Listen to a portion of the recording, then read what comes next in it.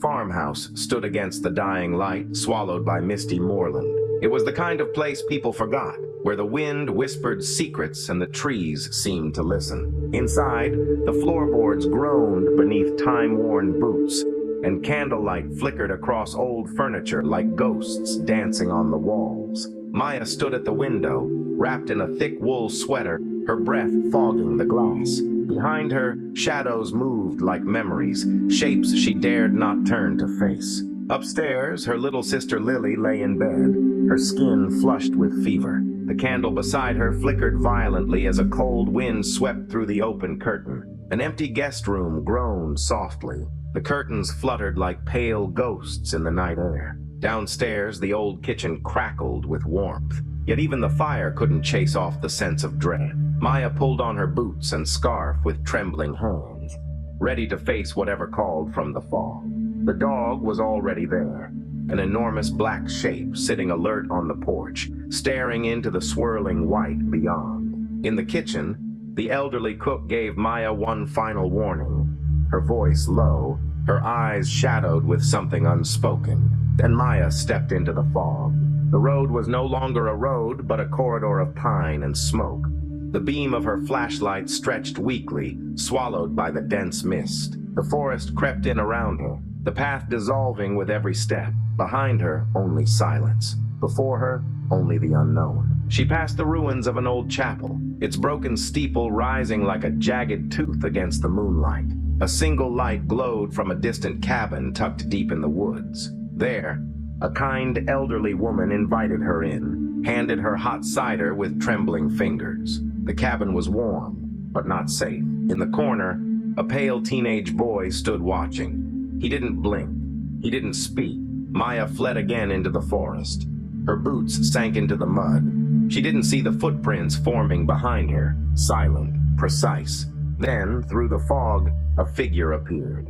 A tall priest, collar intact, face unreadable. He didn't speak, just walked beside her like an old companion. His silence was louder than any scream. Together they wandered deeper, their silhouettes swallowed in the haze. From the trees, ghostly faces watched, unmoving, forgotten. She dared a glance at the priest. There was no warmth in his eyes, only calculation. The ruined chapel loomed once more, dead grass whispering against its broken stones. In the field, the priest walked ahead, his coat catching the wind, his hands hidden beneath the fabric. By a mossy wall, a man carved wood with blackened nails, his blade whispering secrets. The priest checked his silver pocket watch. 8:55. Time was running out.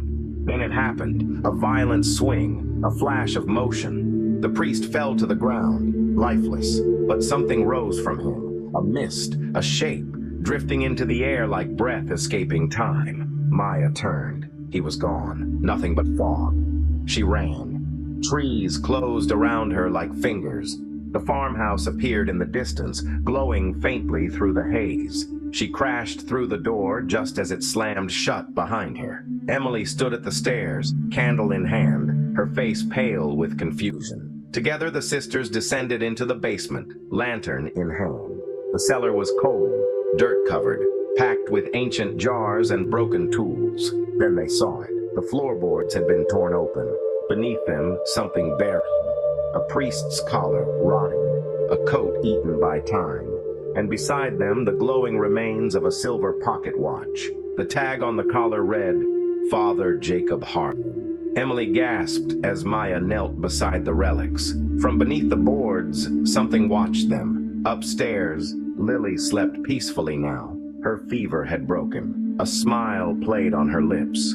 The grandfather clock struck 9. At the top of the staircase, the priest stood one last time, silent, translucent. He faded slowly, drawn back into the fog beyond the farmhouse walls. Maya watched him disappear, not with fear, but with understanding. Peace returned to Cold Hollow Road. No screams, no footsteps, just fog. Later they would find the gravestone buried in weeds.